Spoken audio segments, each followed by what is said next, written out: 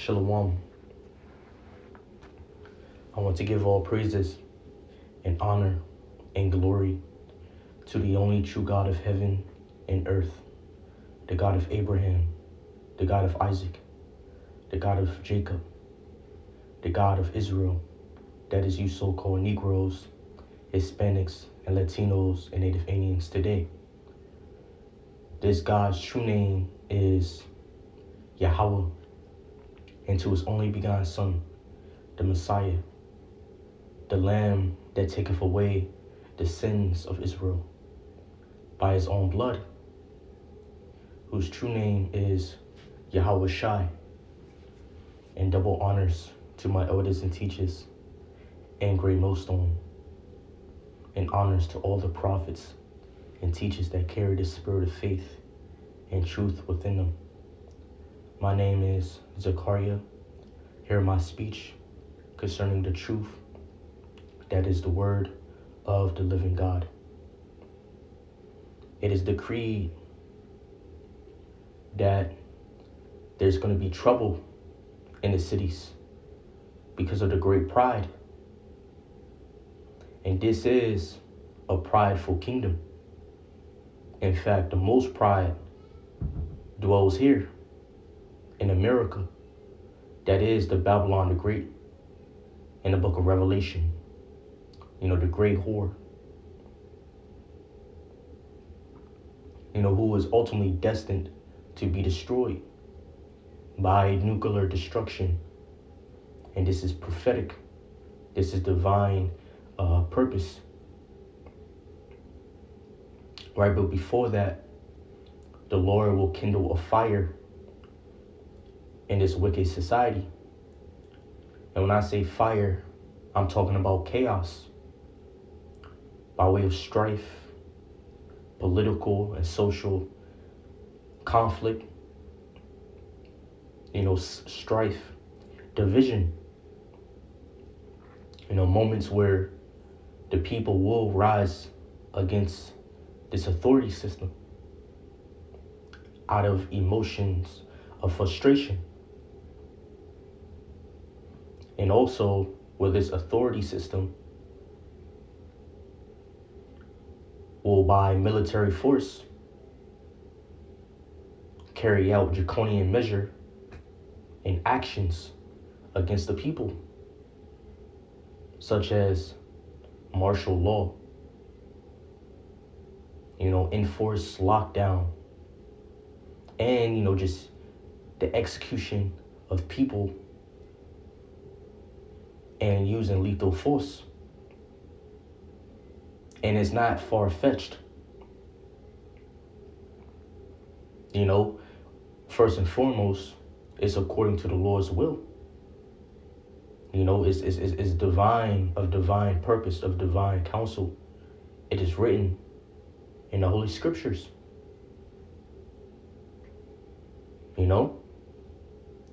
But look at society now, where frustration is at an all-time high because of the wars and the evil dealings of this current rulership on the earth, making political, military decisions that affect the people who can be considered the common folk, the common people.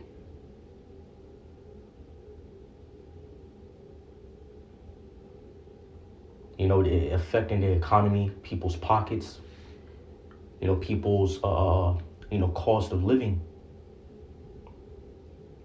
and you also have these data centers already set up, and being set up on a high rate that heavily affect the environment, the people. In fact, let's see,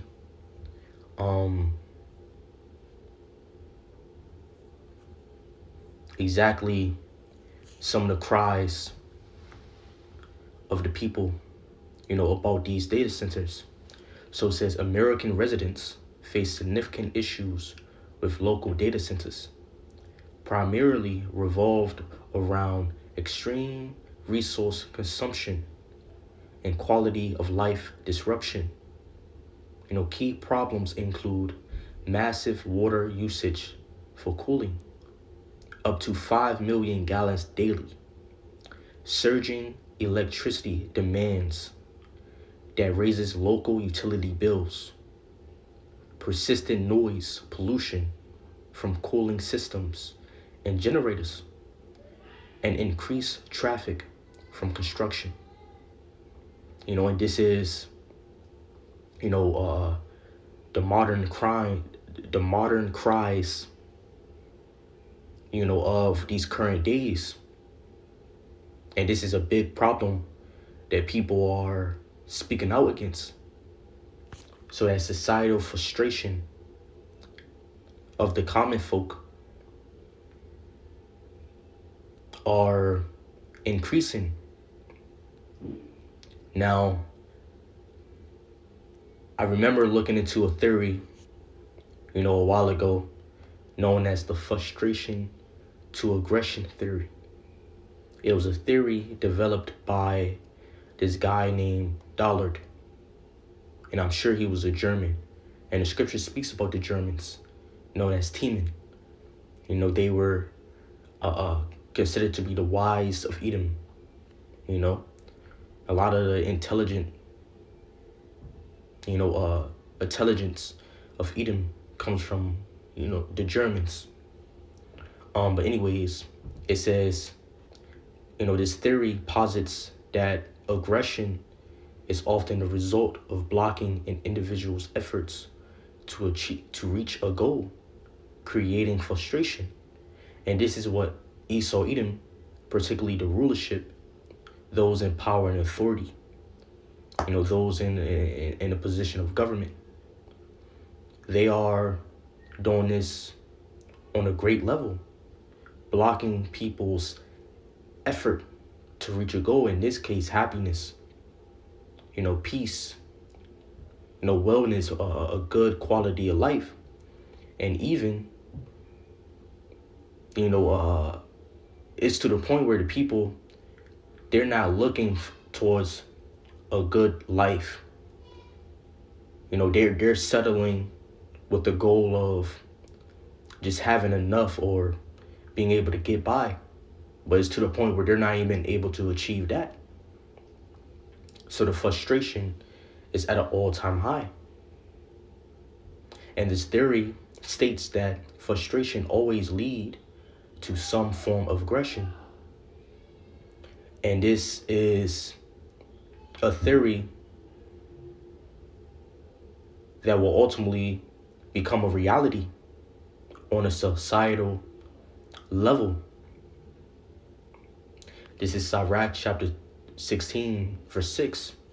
In the congregation of the ungodly shall a fire be kindled, and in a rebellious nation wrath is set on fire. So this wicked kingdom, will ultimately be consumed by the wrath of God, which will be expressed by these different plagues and crisis that the Lord will bring upon it. And Esau got a term called polycrisis, which is a crisis, many crisis, plural, plural crisis, so different evils, and, you also have this virus that's being shown on the media. People are, are afraid of what shall come of it. Those who know what I'm talking about, then But there's a virus going, rampant on a ship, and it's being considered to have been mutated, and it has a deadly rate to it, and people are saying that it have mutated to be able to spread from human to human. And let me not, that's a lesson for a whole nother day. Let's stick to the point. So ultimately, the Lord is kindling a fire in His kingdom. And in fact, let's go to the book of 2nd Esdras, chapter 15.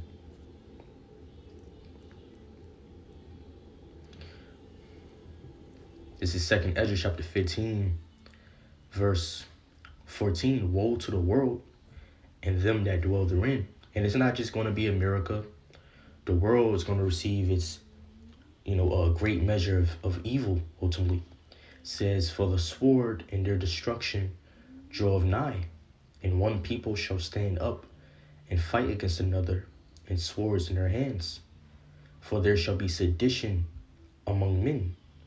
And that sedition is synonymous with the word rebellion or insurrection. So you're going to have an uprising against the authority. It says, and invading one another. And you're going to have, people fighting against each other, neighbor against neighbor, friend against friend, city against city. It's going to be all hell breaking loose. But they're also going to be a targeting against the powers that be.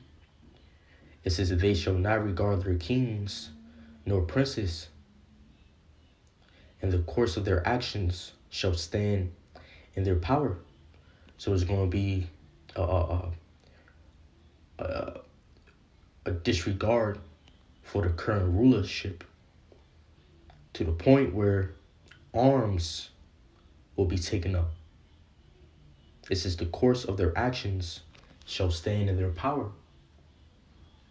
So whatever people feel like they are able to do, they're going to do it in their numbers, in their resources, in their weapons.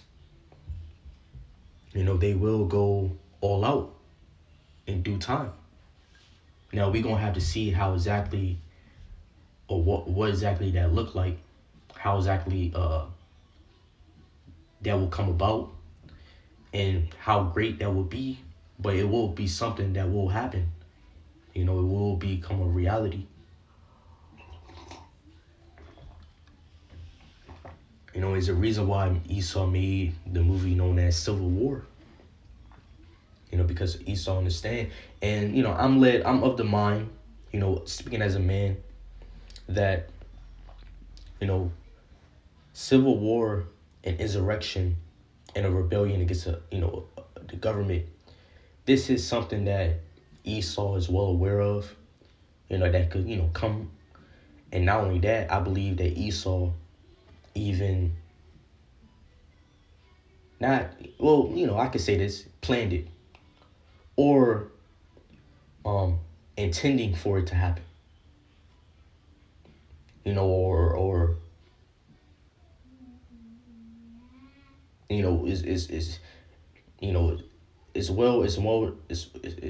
is considered basically by the elites. And who knows, Esau may have different psychological operations, false flag events, controlled opposition set up to bring about such a strife and chaos in society.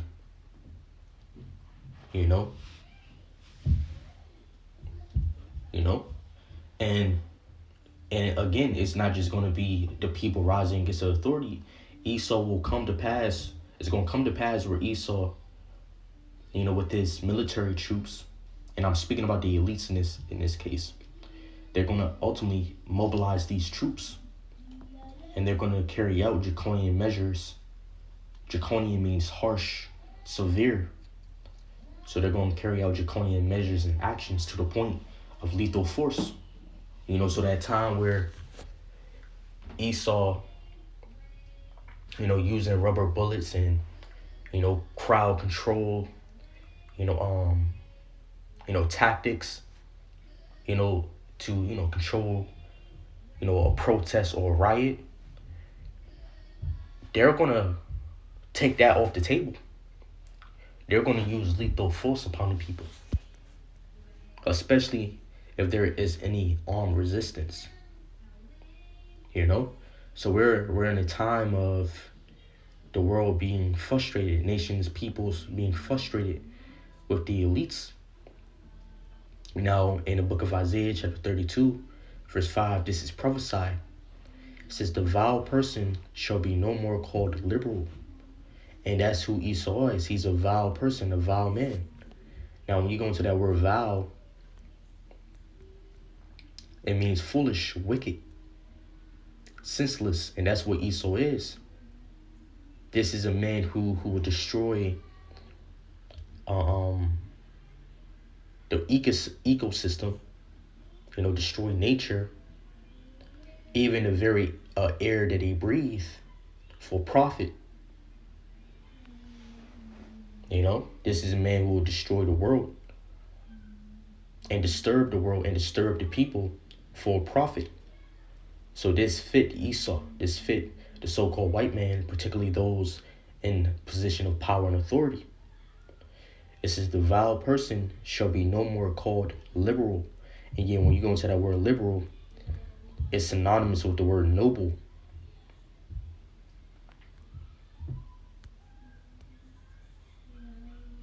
Someone who is magnanimous or magnanimous, which means generous, forgiving, generous, great-hearted, big-hearted, open-handed, kind, princely,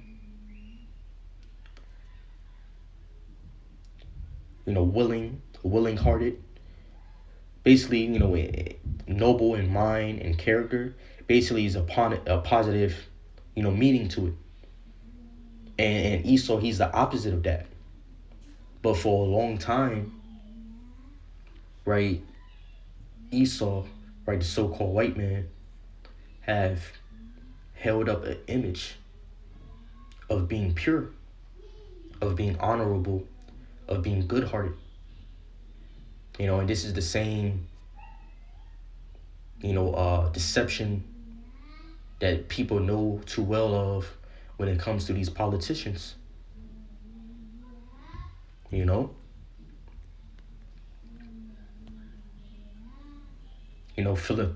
got that word philanthropic, describes charitable, benevolent, and humanitarian efforts aimed at promoting the welfare of others. And this is the disguise that politicians, leaders, rich and powerful elites come with. This is a disguise that they have put upon themselves.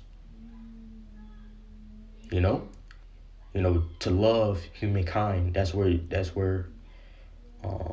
philan is from the word to love.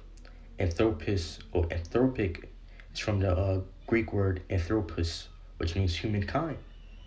And it's being exposed that Esau, particularly those of a position of power and authority, have no love towards humankind, towards the welfare of others. More so, they have love for their own selves and for their own gain. And it's almost as though that they hate people and they hate the welfare of others and they hate nature itself. Look what they're doing, destroying the earth, spreading chemicals that can cause cancer, in the forest of America. That's another outcry of the people, So Esau, he's being exposed of being the opposite of being for the people, of supporting the people,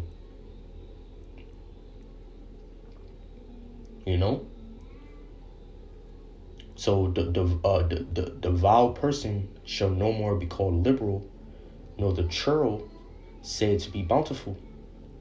And that's another thing that Esau, can be.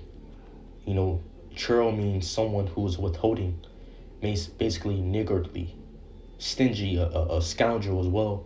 When you go into that word scoundrel, it means a person who is unprincipled, good for nothing, a fraudster, a trickster, a swindler, a villain, a snake, a rat, a snake in the grass.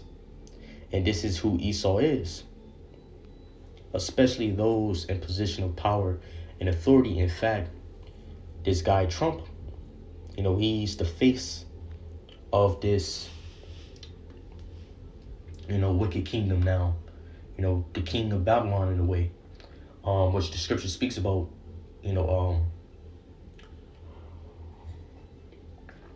a cruel Lord in the book of Isaiah chapter 19. Now, I remember years and years ago, this guy Trump, he sung a song,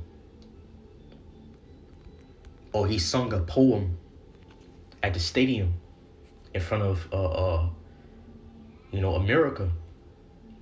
And this is the poem of the snake. And I'm going to read it, but before I read it, it shows you, and this is how cunning Esau is, the devil is. And Esau, Edom, which is a nation of people mentioned in the Bible, who was cursed to be destroyed and who was hated.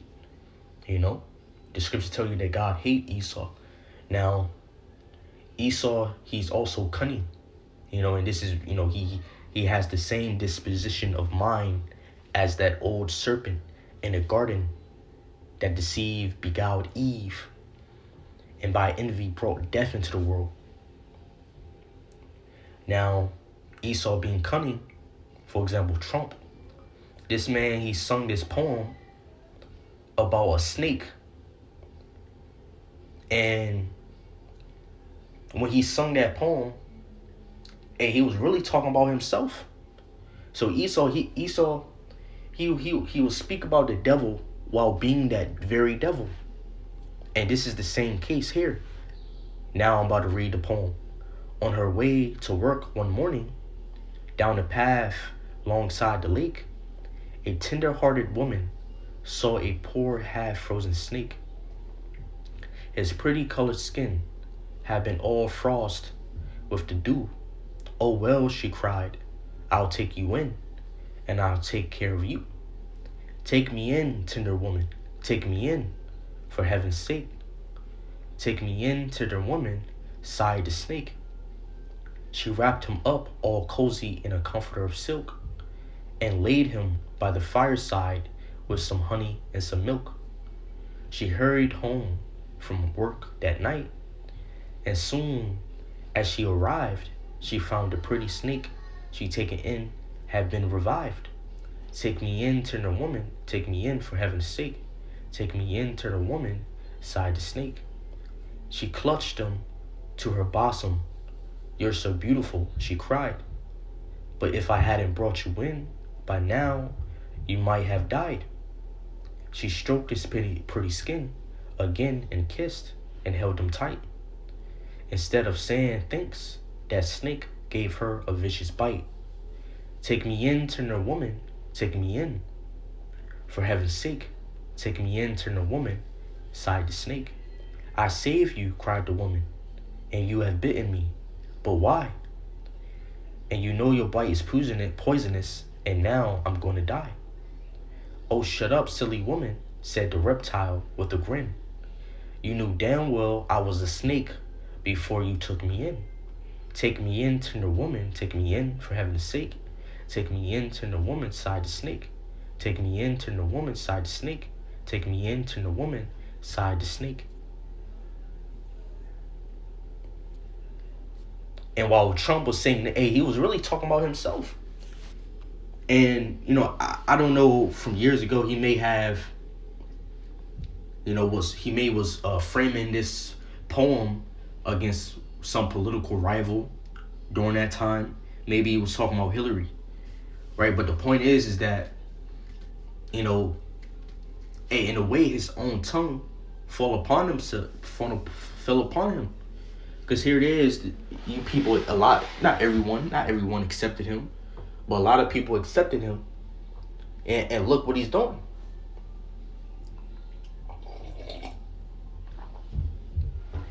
So the point is that this is ultimately a mirror, for a spiritual comparison to you Israelites.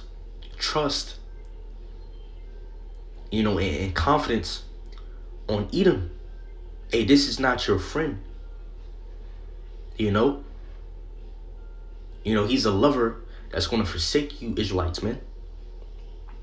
You so-called Negroes, Hispanics, Latinos, and Native Indians, man. You putting your trust in the rulers and the powers that be, and Edom in general, and the so-called white man in general. Even if they are in a position of power or a common folk, don't trust none of them, because they're our enemy. You know.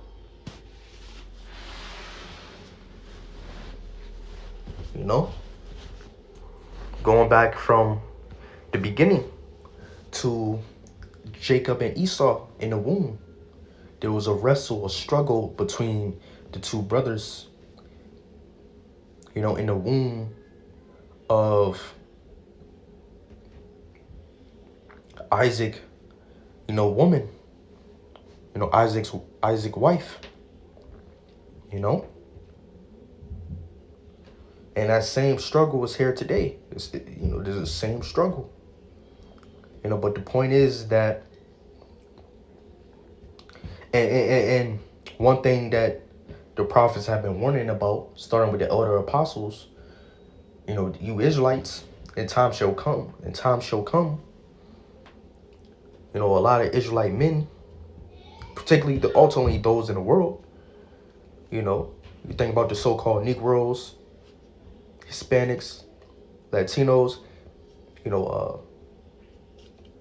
they're going to be the main source. I ain't going to say the main source, forgive me, but the source of a lot of the conflict that's coming. You think about these YNs, the time shall come, man, when Esau, by way of military troops, they're going to suffer a lot. By the folk, by the common folk, by the poor, by the needy, who will be the aggressive, So you expect a lot of Jakes. You remember what those different riots that happened, protests that got all crazy. And what's coming is going to be on a whole nother level. And guess what? There's weapons all across America. In the hoods and stuff like that. And I am in the hoods everywhere. And these things will be put to use. The time shall come where everyone will use the weapons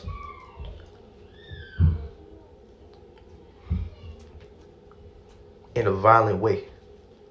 Expect it.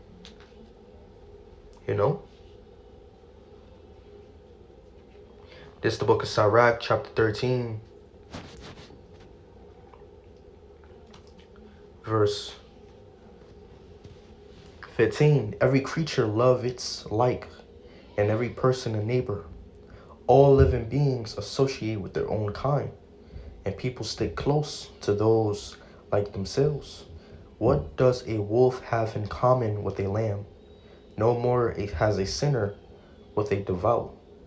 What peace is there between a hyena and a dog? And what peace between the rich and the poor? And a hyena and a dog can't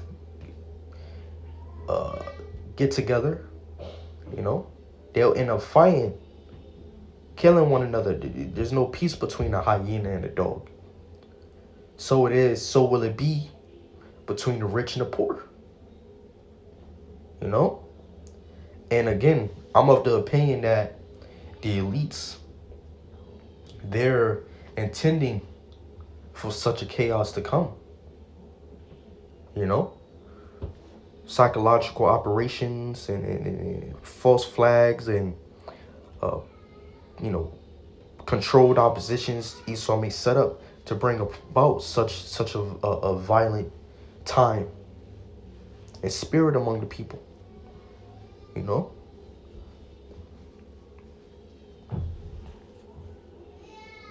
I'm gonna close off on this. Lord willing, this lesson's edifying.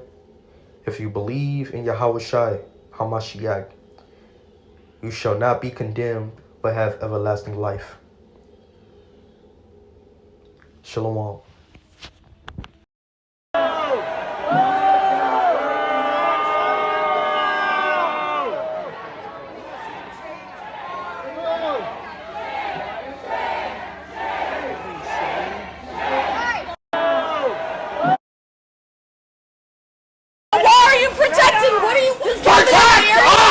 A very emotionally charged meeting as Box Elder County Commissioners moved to approve the Stratos project. That started with a protest outside before the meeting and then standing room only inside the huge exhibit hall.